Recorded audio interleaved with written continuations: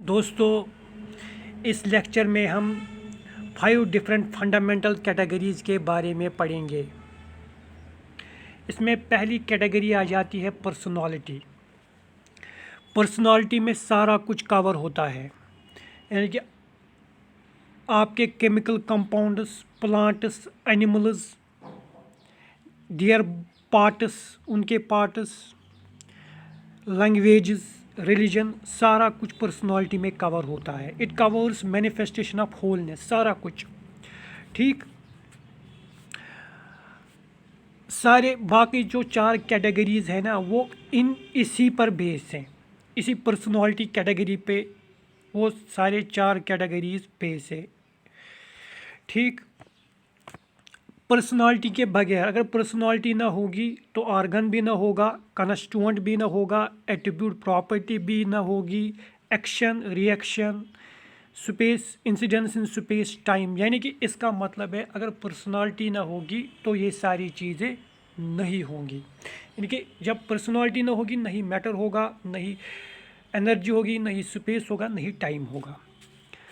लिस concept में अगर हम पर्सनालिटी को डिफ़ाइन करेंगे या कहेंगे कि पर्सनालिटी क्या कहता है, लाइब्रेरी और इंफॉर्मेशन साइंस में, इसमें आपकी लाइब्रेरीज आ जाती है पर्सनालिटी में, इंफॉर्मेशन रिसोर्सेज आ जाते हैं, लाइब्रेरी पर्सनल्स आ जाते हैं, यूज़र्स, वो सारा कुछ तो इसी में आ जाता है। लाइब्रेरीज आ जाती है, इंफॉर्मेशन सोर्स आ जाता है, लाइब्रेरी पर्सनल यूज़र्स, ये भी पर्सनालिटी के अंडर ही आ जाता है। It present is great difficulty in इसकी आइडेंटिफिकेशन में बहुत ज़्यादा डिफ़िकल्टी आ जाती है, कि पर्सनालिटी की आइडेंटिफिकेशन में बहुत ज़्यादा डिफ़िकल्टी आ जाती है, क्योंकि ये टू इलिसू है, बहुत वास्ट है। उनकी पर्सनालिटी में सारा कुछ आ जाता है तो वास्ट भी है। सो रंगनाथन ने एक मेथड सजेस्ट किया जिसको इसने क्या कहा था, रेजिडुअल मेथड। इसकी आइडेंटिफिकेशन, मेथड ऑफ रेजिडू। तो पर्सनालिटी आइडेंटिफाई करने के लिए रंगनाथन ने एक मेथड दिया था जिसको मेथड ऑफ रेजिडू कहते हैं। ये क्वेश्चन में आ सकता है कि रंगनाथन ने कौन सा मेथड दिया था ताकि हम पर्सनालिटी को आइडेंटिफाई कर सके, तो method of residue. Norman Roberts ने अब एक डेफिनेशनल एनालिसिस दी, प्रोवाइड की definitional analysis of personality and discuss the limitations of the concept. यानी कि इसने पर्सनालिटी को डिफ़ाइन किया, एनालाइज किया पर्सनालिटी और इसको डिफ़ाइन किया और बताया कि इस कंसेप्ट में क्या क्या लिमिटेशंस हैं, यानी कि हम क्यों नहीं पर्सनालिटी को डिफ़ाइन कर सकते हैं परफेक्टली। इसकी लिमिटेशन, ये किसने बताया था, ये किसने कहा था, ये नॉर्मन रॉबर्ट्स ने कहा था। नॉर्मन रॉबर्ट्स, इसने डेफिनेशनल एनालिसिस दी पर्सनालिटी की और लिमिटेशंस दी इस कंसेप्ट में, कौन कौन सी लिमिटेशंस है ये भी दी। फॉस्कैफ्ट और ग्रोलियर इन्होंने क्रिटिकल इवोल्यूशन ऑफ पर्सनालिटी दी। इन्होंने क्रिटिकली एनालाइज किया पर्सनालिटी को, क्रिटिकली एनालाइज या इवाल्वेशन की पर्सनालिटी की, किसने, फॉस्कैट और ग्रोलियर ने, याद रखना। तो इसके बाद आ जाता है मैटर। इसके बाद क्या आ जाता है, मैटर। रंगनाथन ने कहा कि मैटर रिप्रेजेंट करता है मटेरियल ओनली। रंगनाथन ने पहले कहा कि मैटर रिप्रेजेंट करता है मटेरियल ओनली, मगर बाद में 2 और मैनिफेस्टेशंस इसमें आई, 2 और मैनिफेस्टेशंस इस कैटेगरी में आई, जिसमें एक मैटर प्रॉपर्टी और मैटर मेथड। अब मटेरियल भी इसमें होता है मैटर में, मैटर प्रॉपर्टी भी इसमें होती है और मैटर मेथड में भी होती है। यह रंगनाथन, ये 2 मैनिफेस्टेशंस रंगनाथन ने दिए थे 1971 में, आप याद रखना। ठीक, क्लासिफिकेशन, कैटलॉगिंग, सर्कुलेशन, जो भी हम क्लासिफिकेशन, कैटलॉगिंग, सर्कुलेशन करते हैं ना लाइब्रेरी साइंस में, ये मैटर प्रॉपर्टी को रिप्रेजेंट करते हैं, क्लासिफिकेशन, कैटलॉगिंग, सर्कुलेशन, साइटेशन, बहुत सारी चीज़ें ये मैटर प्रॉपर्टी को रिप्रेजेंट करते हैं। मैटर मेथड में जनरली क्या मैनिफेस्ट करता है? साइंस और टेक्नोलॉजी सब्जेक्ट्स को ये manifest, science and technology subjects को जनरली मैटर मेथड मैनिफेस्ट करता है।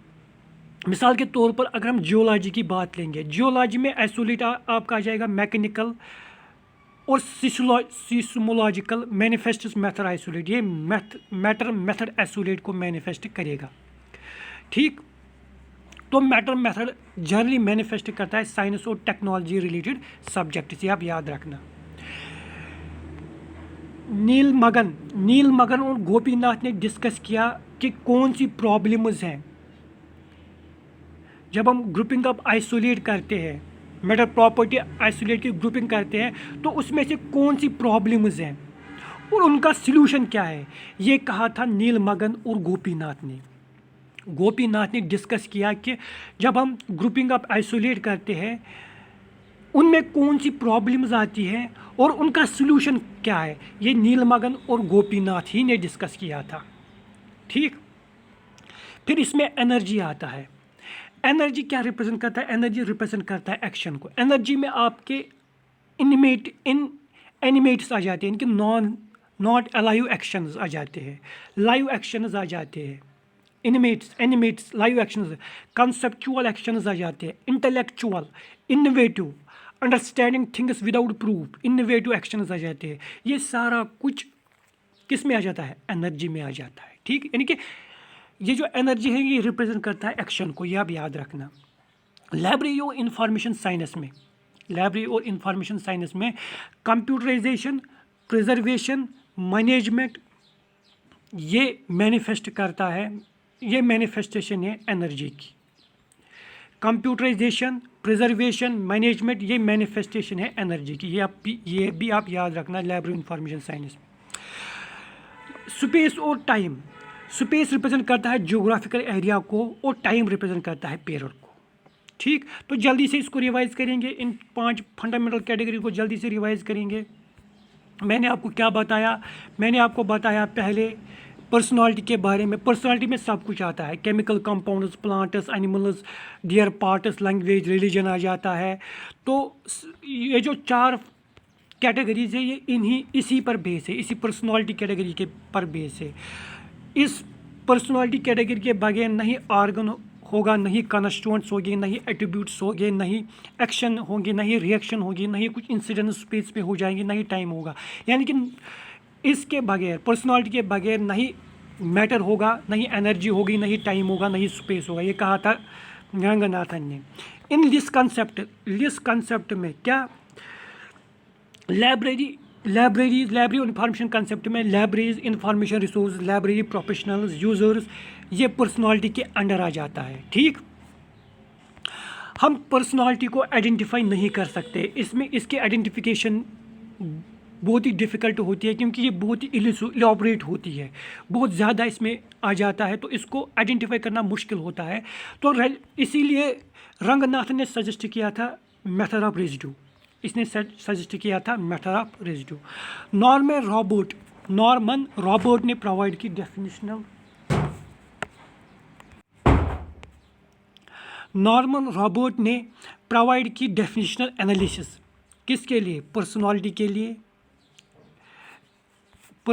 के लिए नॉर्मन रॉबर्ट ने प्रेजेंट की डेफिनेशनल एनालिसिस पर्सनालिटी के लिए, और यानी कि इसने डिफ़ाइन किया पर्सनालिटी, इसने एनालाइज और डिफ़ाइन किया पर्सनालिटी को और बताया कि इस कंसेप्ट में कौन कौन सी लिमिटेशंस हैं। ठीक, ये कहा था किसने? नॉर्मन रॉबर्ट ने। आप नाम याद रखना, नॉर्मन रॉबर्ट का नाम आप याद रखना। फॉस्केट और ग्रोलियर ने इसने क्रिटिकल इवोल्यूशन ऑफ पर्सनालिटी दिया था, यानी कि इसने इवॉल्वेशन ऑफ पर्सनालिटी इन दोनों ने, किसने? फॉस्केट और ग्रोलियर ने किया था। अब मैटर, रंगनाथन ने इनिशियली कहा था कि मैटर रिप्रेजेंट करता है मटेरियल को ऑनली, मगर बाद में इसने कहा कि इसमें 2 और मैनिफेस्टेशंस आ जाते हैं, 2 और चीज़ें आ जाती हैं जिसमें मैटर प्रॉपर्टी और मैटर मेथड आ जाता है। ये इसने कहा था 1971 में।